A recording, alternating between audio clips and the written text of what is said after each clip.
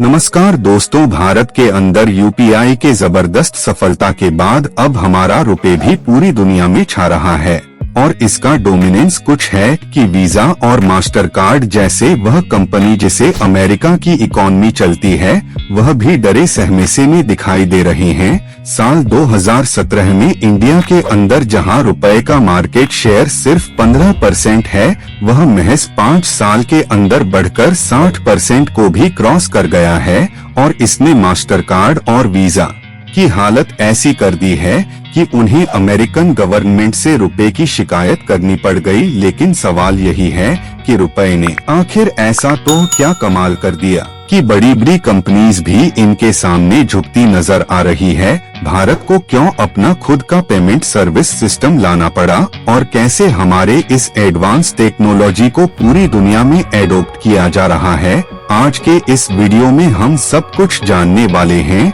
तो दोस्तों, रुपए बेसिकली भारत का एक पेमेंट सर्विस सिस्टम है जो कि बायर और सेलर के बीच लिंक एस्टैब्लिश करके ट्रांजैक्शंस को वेरीफाई करता है और सेम यही सर्विस अमेरिकन कंपनी वीजा और मास्टर कार्ड भी प्रोवाइड करती है। अब आपने भी अपने डेबिट या क्रेडिट कार्ड के ऊपर इनका एक लोगो जरूर देखा होगा। इसका मतलब यह कि उस कार्ड से किए गए ट्रांजैक्शन को इन्हीं कंपनी के थ्रू करना पड़ता है। तो दोस्तों, इस पूरी कहानी में सबसे बढ़िया मोड़ तब आता है जब साल 2018 में master card United states bank representative को यह शिकायत लिखता है।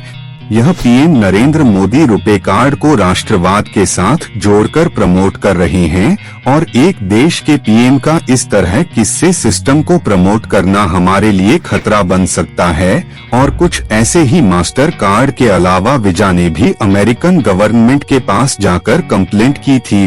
पर अब सवाल यह है कि मार्केट के इतने बड़े जायंट को अपने एग्जिस्टेंस का खतरा आखिर क्यों सताने लगा है। दोस्तों, बात यह है कि पूरी दुनिया की तरह भारत के मार्केट पर भी इन कंपनी का ही बोलबाला हुआ करता था और 4-5 साल पहले तक यह सर्विस चार्ज के नाम पर हमें खूब लूटा करते थे। लेकिन अब रुपए के इतनी तेजी से बढ़ते हुए मार्केट शेयर को देखकर इनसे रहा नहीं जा रहा है और ऊपर से गवर्नमेंट सपोर्ट और प्रमोशन ने इन कंपनीज की खटिया तक खड़ी कर दी है। एक्चुअली भारत सरकार ने स्वदेशी को बढ़ावा देने के लिए 26 मार्च 2012 को national payment corporation of India यानी NPCI के साथ मिलकर भारत का अपना पहला पेमेंट नेटवर्क रुपे को लॉन्च किया था। अब अगर हम इसके नाम रुपे की बात करें तो इसे रूपी और पेमेंट इन दो वर्ड से मिलाकर बनाया गया है। बेसिकली यह पेमेंट नेटवर्क इंडिया में कैशलेस इकोनॉमी को बढ़ावा देने के हेतु से बनाया गया है और इसके लॉन्च पर NPCI की चीफ ऑपरेटिंग ऑफिसर रवीना राय ने कहा था कि इस नए कार्ड पेमेंट सिस्टम को देश की सेवा के लिए लॉन्च किया गया है। लेकिन दोस्तों, अब सवाल यह है कि आखिर रुपए जैसे पेमेंट नेटवर्क की हमें जरूरत क्यों पड़ी। तो दोस्तों, भारत में रुपए को लॉन्च करने के पीछे मल्टीपल रीजन है, जिसमें सबसे बड़ा है सिक्योरिटी थ्रेट। दरअसल में वीजा और मास्टर कार्ड जैसी विदेशी कंपनियां इंडियन कार्ड होल्डर के पर्सनल डाटा को अपने देश के सर्वर में स्टोर करती थी और हमारी यह इम्पोर्टेंट डाटा आने वाले टाइम में बहुत बड़े सिक्योरिटी इश्यूज बन सकते थे। दूसरा कारण यह भी था कि वीजा और मास्टर कार्ड हर ट्रांजैक्शन पर मर्चेंट डिस्काउंट रेट यानी MDR के रूप में बहुत ज्यादा फ्री चार्ज करते थे, जिससे हमारे देश का ढेर सारा पैसा दूसरे देश में जा रहा था। और इसी तरह के कई सारे प्रॉब्लम को देखते हुए इंडियन बैंक एसोसिएशन ने non profitable payment service system बनाया गया था और साल 2009 में जो पूरा सिस्टम बनाया गया था उसका नाम इंडिया पे रखा गया।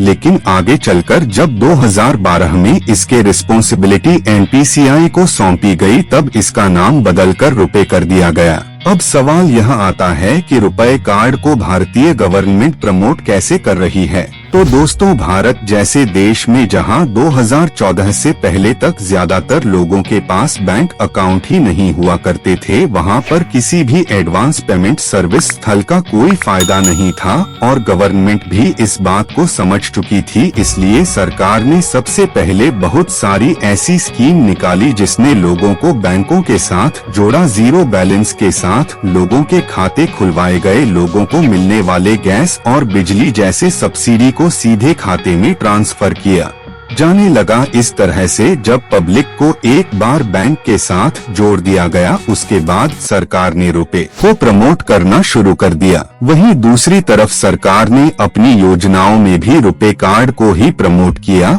और एग्जाम्पल 2014 के बाद जो भी फाइनेंशियल स्कीम लॉन्च की गई, उन सभी में रुपए कार्ड को ही प्रमोट करने पर जोर दिया गया। अब आप सभी को प्रधानमंत्री जन धन योजना तो याद होगी। इस योजना ने रुपए को पॉपुलर और सक्सेसफुल बनाने में जुड़ की रीढ़ की हड्डी की तरह काम किया। एक्चुअली इस योजना के तहत जितने भी नए खाते खोले गए गवर्नमेंट के आर्डर पर, उन सभी खातों पर सिर्फ रुपए डेबिट कार्ड दिया गया। हमारी फाइनेंस मिनिस्ट्री के अंदर आने वाले डिपार्टमेंट ऑफ फाइनेंस सर्विस के मुताबिक इस योजना के तहत 2022 तक करीब 32 करोड़ रुपए डेबिट कार्ड जारी किए जा चुके थे, जो कि इंडिया की टोटल कार्ड मार्केट का 34% है। इस योजना के अलावा नवंबर 2020 में हमारी फाइनेंस मिनिस्टर निर्मला सीतारमण जी ने बैंकों के साथ एक मीटिंग में सभी बैंकों को यह रिक्वेस्ट किया कि वे ज्यादा से ज्यादा रुपए कार्ड को ही यूज करें।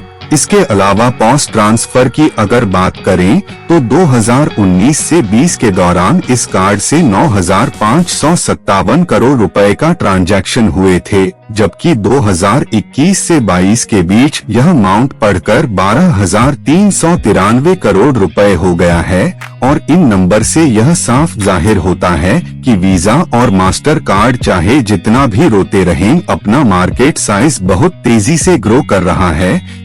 दोस्तों, आज की वीडियो में बस इतना ही। अगर आपको वीडियो अच्छी लगी हो तो वीडियो को लाइक करके अपना हर एक दोस्त तक जरूर शेयर करना, और अगर आप इंडिया इन्फो चैनल पर नए हो तो चैनल को सब्सक्राइब करके बेल आइकन पर क्लिक करके जरूर रोल कर देना। मिलते हैं अगले वीडियो में कुछ मजेदार टॉपिक के साथ। तब तक के लिए जय हिंद, जय भारत।